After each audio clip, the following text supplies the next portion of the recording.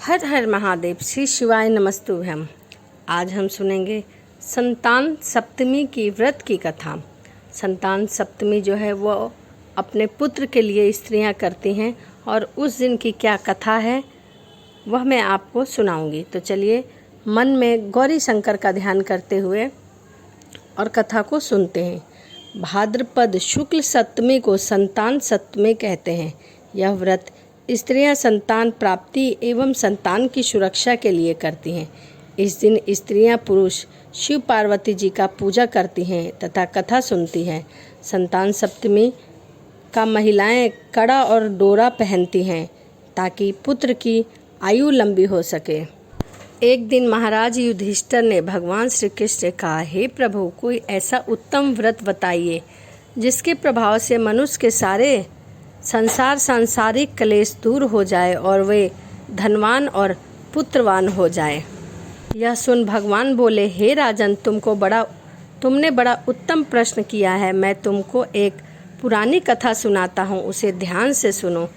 एक समय लोमस ऋषि मथुरापुरी में वासुदेव देवकी के घर आए तो उन्होंने उत्तम आसन पर बिठाकर उनका आदर सत्कार किया। तब मुनि ने प्रसन्न होकर उनके दुख का कारण पूछा।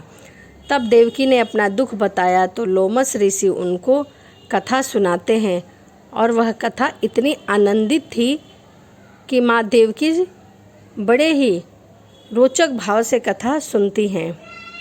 हे देवकी, दुष्ट दुराचारी पापी कंस ने तुम्हारे पुत्रों को मार डाला है, जिसके कारण तुम्हारा मन अत्यंत दुखी है। इसी प्रकार राजा नुहुर्स की पत्नी भी दुखी रहा करती थी, किंतु उसकी संतान सप्तमी का व्रत किया। इसके प्रताप से उसे संतान सुख की प्राप्ति हुई। यह सुनकर देवकी ने मुनि से कहा, हे मुनीश्वर, कृपा करके इस व्रत को मुझे भी बताइए जिससे मैं भी इस दुख से छुटकारा पा सकूं। लोमस ऋषि ने कहा, हे देवकी, राजा नहुर अयोध्या के राजा थे। उन्होंने उसी नगर में विष्णुगुप्त नाम का एक ब्राह्मण रहता था। उसकी पत्नी का नाम ब्रह्ममुखी था। रानी और ब्राह्मणी दोनों में अत्यंत प्रेम था और वह ब्राह्मणी से बहुत स्नेह किया करती थी।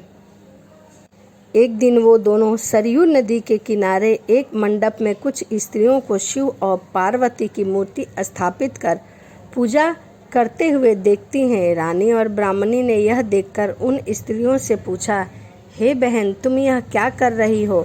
कृपया करके मुझे भी बताओ, यह कौन सी पूजा है और किस प्रकार की जाती है?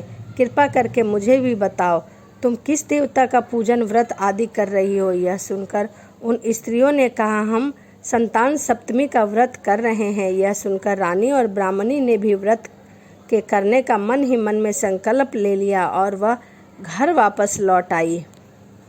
ब्राह्मणी भद्रमुखी तो इस व्रत को नियम पूर्वक करती रही, किंतु रानी चंद्रमुखी राजमंद के कारण कभी कभी इस व्रत को किया करती थी, अन्यथा वह व्रत करना भूल जाती थी क्योंकि वह राजयोग भोग रही थी। परंतु ब्राह्मणी नियम से व्रत को किया करती थी। कुछ समय बाद वे दोनों मर गई। दूसरे जन्म में रानी ने बंदरिया और ब्राह्मणी ने मुर्गी की योनि पाई, परंतु ब्राह्मणी मुर्गे की योनि में भी कुछ नहीं भूली और भगवान शिव पार्वती का ध्यान किया करती थी तथा उनके व्रत को किया करती थी और वह प्रतिदिन मन ही मन में भगवान शिव का स्मरण किया करती थी।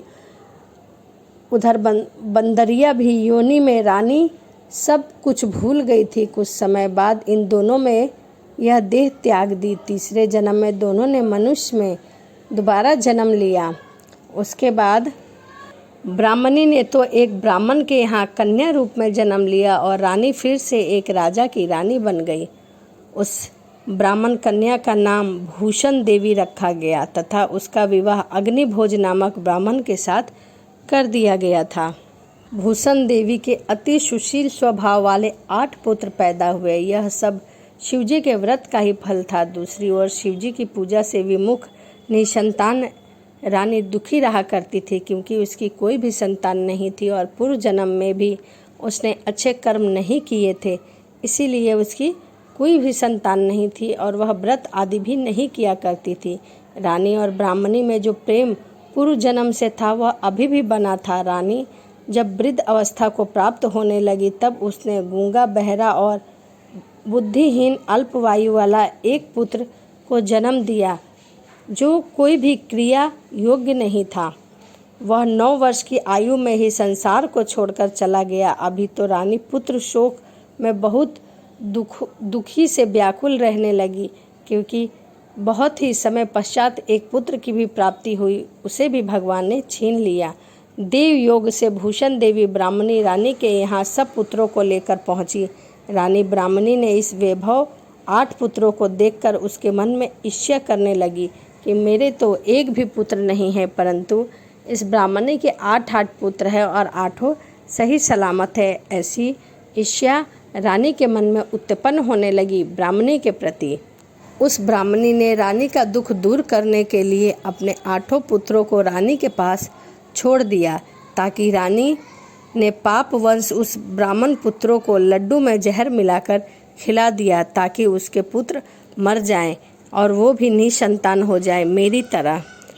ऐसी इच्छा रानी के मन में जागी, परंतु भगवान शिव की कृपा से एक भी पुत्र नहीं मरा। जब ब्राह्मणी भूषण देवी भगवान की पूजा सेवा से निवृत्त होकर वहां आई तो रानी ने उससे कहा, मैंने तेरे पुत्रों को मारने के लिए अनेक प्रयत्न किए, लड्डू में जहर मिलाकर भी खिला दिया, परंतु इनमें से एक भी नहीं मरा। तूने ऐसा कौन सा व्रत पुण्य दान किया है जिससे तेरे पुत्रों की जरा सी भी हानि नहीं हुई, जिसके कारण तेरे एक भी पुत्र नहीं मरे और तू नित्य नए सुख भोग रही है? इसका भेद मुझे भी बता। निष्कपट होकर कह, मैं तेरी बड़ी ऋणी रहूंगी। रानी ने ऐसे वचन उस ब्राह्मणी को कहा। तब ब्राह्मणी ने तीनों जन्म का हाल रानी को कह सुनाया कि उस जन्म में मैं क्या थी और तुम क्या थी। हम दोनों ने भगवान शिव का व्रत रखा था। शिव कृपा के प्रभाव से मुझे सब कुछ स्मरण रहा और इस जन्म में भी मैं न भूली और यह नियम पूर्वक करती रही, और तुम अपने इस संकल्प को पिछले जन्म में भी भूल गई और इस जन्म में भी भूल गई। मैं समझती हूँ कि तुम्हारे ऊपर यह जो भारी संकट है उसका एकमात्र यही कारण है। इसीलिए मैं कहती हूँ कि आप भी अब संतान सप्तमी व्रत को करो। इससे तुम्हारा भी यह संकट दूर हो जाएगा और तुम्हें भी पुत्र की प्राप्ति होगी।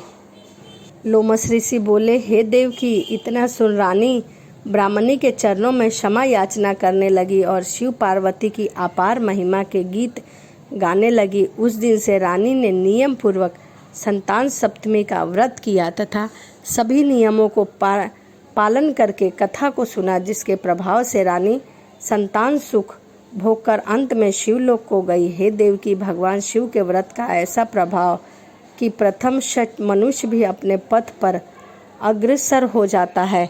यह शिव और माता पार्वती की महिमा है। अंत में ऐश्वर्य भोग कर मोक्ष को प्राप्त करता है। इसीलिए मैं तुमसे भी कहता हूँ कि तुम भी इस व्रत को करो। अपने मन में दृढ़ संकल्प करो ताकि तुम्हें भी संतान सुख की प्राप्ति हो। ऋषि के कथा अनुसार माता देवकी ने भी यह व्रत किया। इसके फल स्वरूप से कृष्ण का जन्म हुआ। यह व्रत विशेष रूप से स्त्रियों के लिए कल्याणकारी है, परंतु पुरुष भी इस व्रत को कर सकते हैं। यह संतान सुख देने वाला है और पापों का नाश करने वाला उत्तम व्रत है। इसे स्वयं करे और दूसरों को भी कहे। जो मनुष्य नियम पूर्वक इस व्रत को करता है उसे भगवान शिव और पार्वती सच्चे मन से आराधना करता है। अंत में वह शिवलोक को जाता है। यह संतान सप्तमी की कथा थी।